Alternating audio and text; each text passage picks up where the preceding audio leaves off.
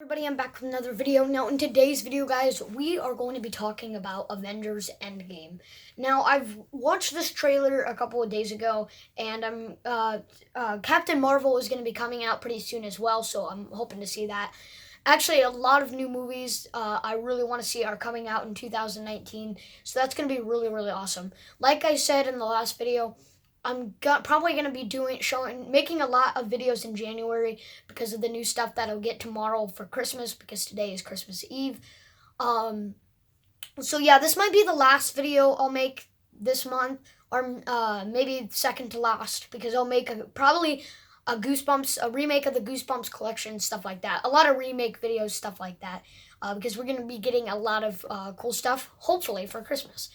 Um, so today what I want to talk about is Avengers Endgame and my theory on what will happen in Avengers Infinity War Part 2 practically, but they're calling it Avengers Endgame.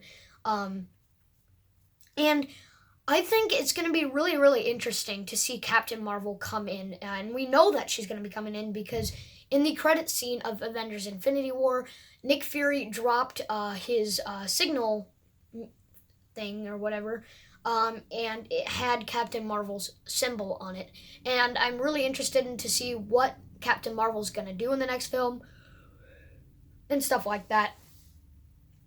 So I just cannot wait to make some videos for you guys after Christmas and stuff like that. But let's get on to the theory.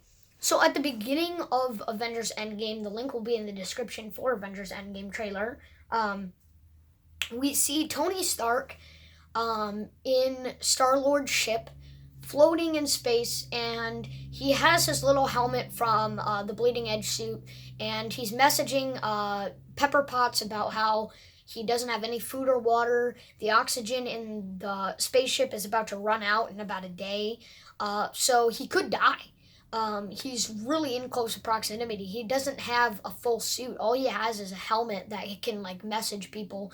But the people who can help probably don't know how to get to space. And this is really, really interesting because I loved Tony Stark. He had a huge improvement in Avengers Infinity War. In fact, everybody had an amazing improvement in Avengers Infinity War. And this is where I think Captain Marvel is going to come in. Because as watched in the Captain Marvel trailer, she is the only Avenger, I think, who can travel through space, and I believe Thor can as well. Because in Avengers: Infinity War, obviously he fell onto the spaceship and everything like that. Um, and they say that she is the most powerful Avenger out of all of them. I still think Thor is pretty much the most powerful because with the Stormbreaker, he is just unbelievably uh, almost demolished Thanos and stuff like that. Doctor Strange was pretty powerful too, defeating Dormammu, which was kind of disappointing that Dormammu just gave up because he's a pretty powerful enemy and stuff. But I guess it's just how it is, how it is. So this is where I think Doctor Strange and Captain Marvel are going to come in. So Tony Stark, as he's floating in space, I think Captain Marvel knows about all the other Avengers, but they don't know about Captain Marvel yet. And this is where I think that Captain Marvel is going to be the one to save Tony Stark because she is the only one who can travel through space except for Thor. But Thor, as seen in the Endgame trailer, he just looked very depressed. He didn't look like the strong Thor I remember. He kind of just looked back as he used to be. And I think Captain Marvel's going to be the one to save Tony Stark. And hopefully Tony Stark can come back with his amazing bleeding edge suit and be the one to defeat Thanos. And I think that would be really nice because Thanos and Iron Man both have things in common. They both see the whole world in different ways. They both want the whole world in a certain way, the way they want it. And they're very futuristic characters. They like to think outside the box and think of different things they could do to change the world. Iron Man just, in his mind, he sees a whole suit around the world, while Thanos sees the whole world in his hands. And they're both very alike, and I think Iron Man would be the man to defeat Thanos in Avengers Endgame because just the way he fought Thanos in Avengers Infinity War was just incredible. And this is where I'm going to talk about Doctor Strange. So as we saw in Avengers Infinity War, we didn't see Doctor Strange in Avengers Endgame because obviously he's part of the Soul Stone now. Um, he looked at all the possible ways to win against Thanos, and he said that there were 14,605 possible ways to possible outcomes. And they asked how much did a win in, and he said only one. So whatever Doctor Strange was doing while he was fighting Thanos must have been the way to go. So he knew that any way that he knew that Star-Lord would get mad anyway. They could have held him back, but he would still try to do something to distract Thanos. And I really hated Star-Lord in Avengers Infinity War. I think he just ruined everything part of it. He was one of the worser characters. And yeah, I just really didn't like Star-Lord in Avengers Infinity War. Very, very disappointing to see how he came in and everything. Just very disappointing. But I think that Doctor Strange gave him the Time Stone because he knew it was the only way. And I think that Nebula is actually going to play a good role in Avengers Endgame. Because Nebula is the one who's very close to Gamora. She's Gamora's sister. And you can tell from watching the Avengers Endgame theory that Thanos is very depressed because he knew he was very selfish about getting the Infinity Gauntlet.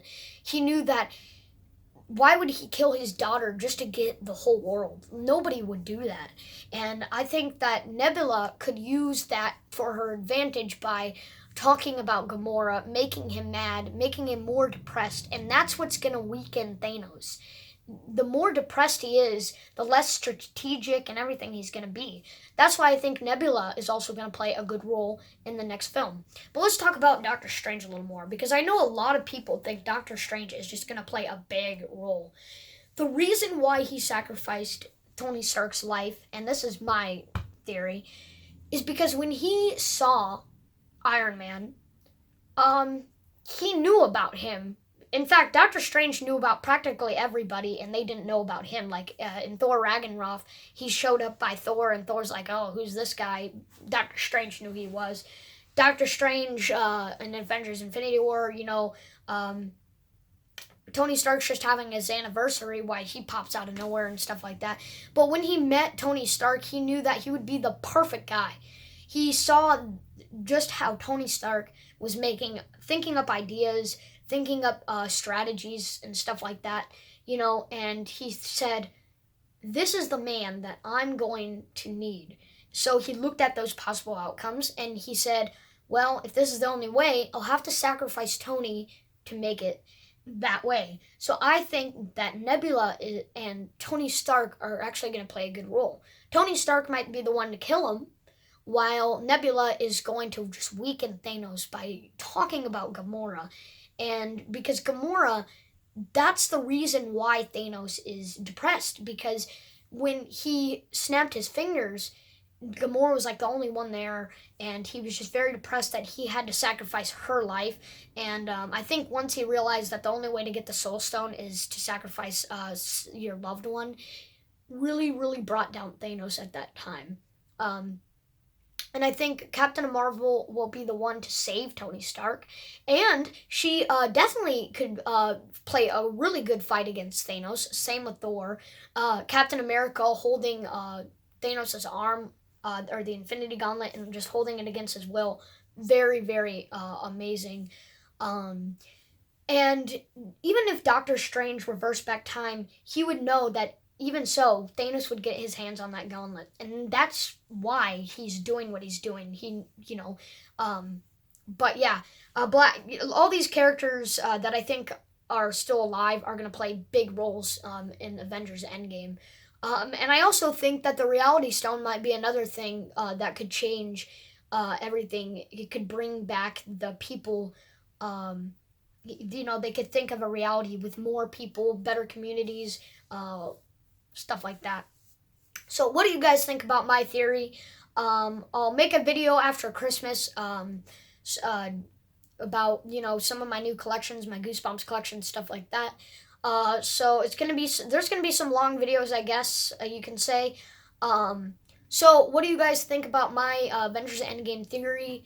Hopefully you guys enjoyed the video. Merry Christmas, guys.